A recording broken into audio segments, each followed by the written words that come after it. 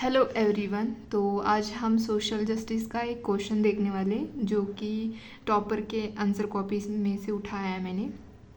ईशिता ma'am की answer copy मैंने देखी और उसमें ये क्वेश्चन मिला मुझे रिलेटेड टू सोशल जस्टिस। और तो मैंने उनका यहाँ पे आंसर लिखा है पूरा अपने हैंड राइटिंग में। बाकी वर्ड्स टू वर्ड्स और लाइन टू लाइन उन्हीं की है।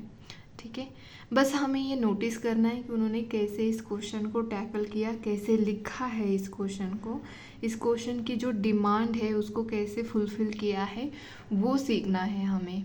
और इसी से हमें आगे हमारी प्रैक्टिस जारी रखनी है। और भी अदर टॉपर्स हैं उनकी भी हम कॉपीज़ देखेंगे, क्वेश्चंस देखेंगे, उसके आंसर देखेंगे, ताकि हमें एक आइडिया आता है कि कैसे टॉपर्स आंसर राइटिंग करते हैं। ठीक है, तो चलो देखते हैं। क्वेश्चन है, do you agree with the view that time has come to formulate an urban employment guarantee scheme at the national level? क्या आपको यहाँ पे बोला गया है कि क्या इसकी ज़रूरत है, कि करने की ज़रूरत है, क्या ये सही टाइम है कि यहाँ पे अब अर्बन एम्प्लॉयमेंट गारंटी स्कीम लानी चाहिए नेशनल लेवल पे? तो ये पूछा गया है हमारा व्यू इसके ऊपर। तो हमें बताना है कि क्यों, इसकी ज़रूरत क्या है, क्यों ज़रूरी पड़ रहा है, तो उसके बारे में हमें यहाँ पे देखना है। तो उन्होंने इस क्वेश्चन को कैसे लिखा है वही देखना है यहाँ पे। इंट्रोडक्शन इन्होंने ब्रीफली स्टार्ट किया है विद दी जो रिपोर्ट्स आते हैं NSSO के और इससे। तो इन्होंने पीरियडिक लेबर फोर्स सर्वे जो है उसका यहाँ पे उन्होंने रिपोर्ट्स में जो भी डाटा दिया है उसी से इन्होंने अपना इंट्रोडक्शन स्टार्ट किया है। जैसे कि यहाँ पे देखो, Indian unemployment stands at over 6% according to periodic labour force survey. Further 90% jobs are in the informal sector. एक तो पहले आपको फॉर्मल सेक्टर और इनफॉर्मल सेक्टर पता होना चाहिए। फॉर्मल सेक्टर वो होते हैं जिनमें जो भी बिजनेसेस हो, जो भी इकोनॉमिकल एक्टिविटीज़ हो और उसके ऊपर रेगुलेशन किसका है, गवर्नमेंट का। तो वो जो भी एक्टिविटीज़ हो रही है और उसके ऊपर रेगुलेशन गवर्नमेंट का है, मतलब वो फॉर्मल सेक्टर है। और इनफॉर्मल सेक्टर वो सेक्टर्स होते हैं जहाँ पे गवर्नमेंट का कोई रेगुलेशन, कोई सुपरविजन नहीं होता है, तो उसको हम क्या बोलते हैं, इनफॉर्मल सेक्टर। जैसे कि कोई वर्कर्स रैंडमली कहीं पे भी काम कर रहा है, या गिग वर्कर्स ले लो, या कोई भी जैसे कोई भी एंटरप्राइजेस होता है वहाँ पे कोई काम कर रहा है, तो ये क्या होते हैं, ये इनफॉर्मल सेक्टर होते हैं। तो ये डिफरेंस होता है फॉर्मल और इनफॉर्मल सेक्टर में। तो यहाँ पे क्या बताया जा रहा है कि 90% जो जॉब है वो इनफॉर्मल सेक्टर में होते हैं, मतलब कि कोई गवर्नमेंट का रेगुलेशन नहीं होता है। इसीलिए ज़रूरी है कि अर्बन एम्प्लॉयमेंट गारंटी स्कीम लानी चाहिए। ठीक है, तो इंट्रोडक्शन यहाँ पे इन्होंने स्टार्ट किया था डाटा से या रिपोर्ट से कहो। ठीक है, और यहाँ पे आगे लिखा है उन्होंने, this fosters need for urban employment scheme. तो ये बढ़ावा देती है कि अर्बन एम्प्लॉयमेंट स्कीम क्यों लानी चाहिए। तो इसकी रीज़न यहाँ पे बताया है कि क्या क्यों ज़रूरी है। क्योंकि जो लो सोशल सिक्योरिटी इन गिग इकोनॉमी में सोशल सिक्योरिटी नहीं होती है। आप जॉब कर रहे हो तो जॉब कर रहे हो, कोई आपकी गारंटी नहीं है कि कितने दिन आपकी जॉब रहेगी, या हो सकता है कल ही आपको फायर किया जाए। और वहाँ पे रीज़न भी नहीं बताया जाता कि आपको निकाल क्यों दिया गया है, तो कोई गारंटी नहीं होती है यहाँ पे। तो ये एक रीज़न है, इसीलिए ज़रूरी है कि अर्बन एम्प्लॉयमेंट स्कीम लानी चाहिए, ऐसे इन्होंने यहाँ पे लिखा है। और यहाँ पे एग्जांपल भी दिया है कि रिवर्स माइग्रेशन हो रहा था इन कोविड में, तो ये सिचुएशन हमें वहाँ पे दिखाई दी थी। सेकेंड है एक्सप्लॉयटेटिव प्रैक्टिसेस इन इनफॉर्मल सेक्टर। जैसे कि मैंने अभी इनफॉर्मल सेक्टर बताया था कि वहाँ पे गवर्नमेंट का कोई रोल नहीं होता है, मतलब कोई रूल्स नहीं होते, कोई रेगुलेशन नहीं होता, कुछ भी नहीं होता। तो इसका फ़ायदा उठाते हैं वो लोग और एक्सप्लॉइट करने लग जाते हैं। जैसे कि ब्लिंकिट है, वो बोलते हैं कि 10 मिनट्स में डिलीवरी करेंगे ग्रॉसरी की, बट होती नहीं है 10 मिनट्स में। तो ये क्या है, एक्सप्लॉयटेटिव प्रैक्टिसेस हैं इनफॉर्मल सेक्टर में।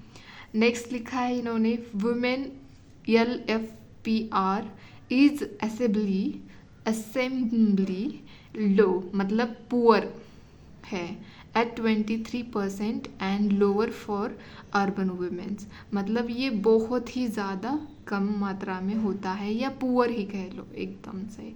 तो ये यहाँ पे उन्होंने लिखा है। 4 है, इन्होंने एक वर्ल्ड बैंक का यहाँ पे डाटा दिखाया है कि 2050 तक हमारा जो इंडिया का पॉपुलेशन है अर्बन एरिया में वो बढ़ेगा, और इसीलिए हमें ज़रूरी है कि वेलफेयर पॉलिसीज़ लाने की ज़रूरत है।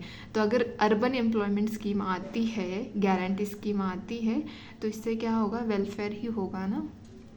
तो इसी वजह से इन्होंने लिखा है यहाँ पे।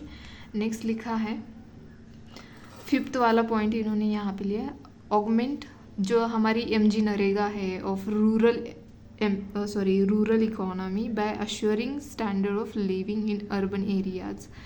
तो इसकी भी ज़रूरत है, मतलब जो स्टैंडर्ड ऑफ लिविंग है वो भी अच्छी बननी चाहिए ना। तो इसकी वजह से भी ये अर्बन एम्प्लॉयमेंट गारंटी स्कीम लानी चाहिए, मतलब इसकी वजह से भी ज़रूरत है, नीड है। नेक्स्ट इन्होंने लिखा है ये सब तो है ही बट अभी भी कुछ चैलेंजेस एग्जिस्ट करते हैं। तो इन्होंने ऐसे लिखा है, देखो पहले इन्होंने इंट्रोडक्शन कितने अच्छे से स्टार्ट किया, फिर पॉइंट्स लिखे कि अर्बन एम्प्लॉयमेंट गारंटी स्कीम क्यों लानी चाहिए, उसके रीज़न बताए वहाँ पे, ज़रूरत क्यों है उस स्कीम की वो बताया वहाँ पे।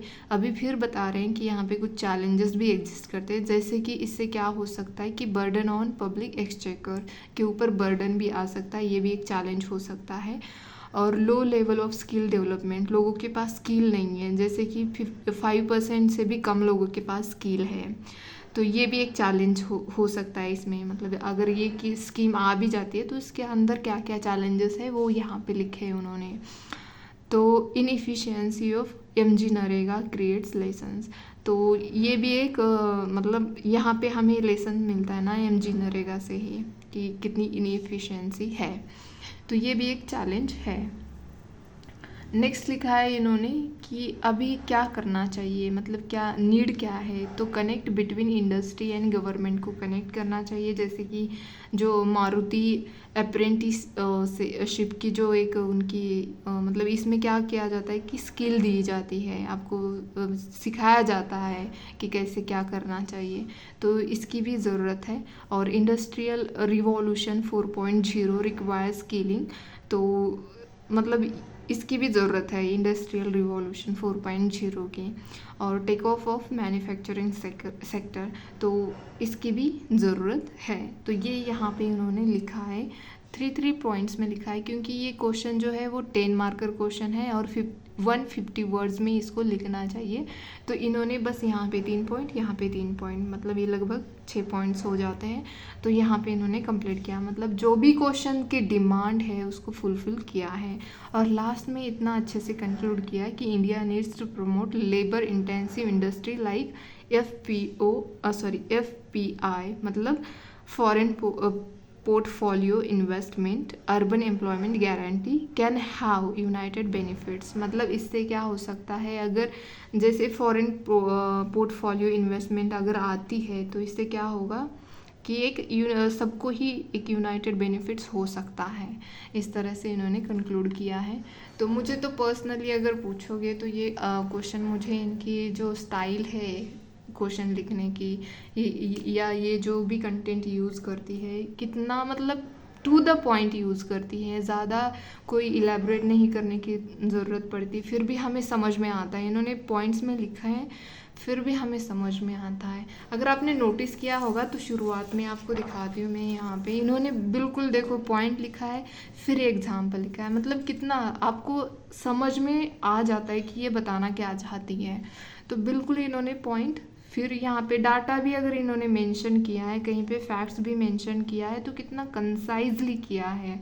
इस तरह से हमें हमारी आंसर राइटिंग बनानी है कंसाइजली, ताकि हम मतलब 3 घंटे में 20 क्वेश्चन लिख सकेंगे। तो इस तरह से हमें प्रैक्टिस करनी है, इसीलिए हमें टॉपर्स के आंसर देखने की ज़रूरत पड़ती है, इसीलिए हमें PYQ प्रैक्टिस करने की ज़रूरत होती है। तो ये इशिता मैम का क्वेश्चन था, मतलब उनके आंसर कॉपी से मैंने लिखा था। तो होप कि आप भी इससे सीखोगे और अपनी प्रैक्टिस जारी रखोगे। आज के लिए इतना ही, धन्यवाद।